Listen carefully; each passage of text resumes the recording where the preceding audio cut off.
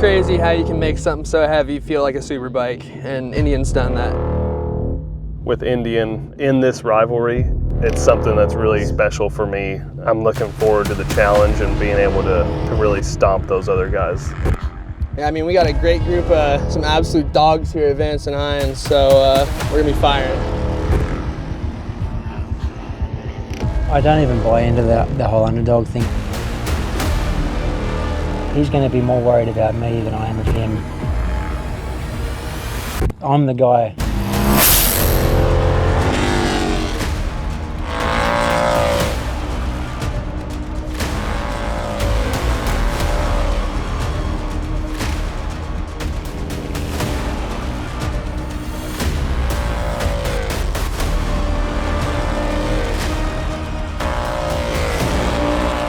Introducing the Vance and Hines Factory Indian Motorcycle Racing Team.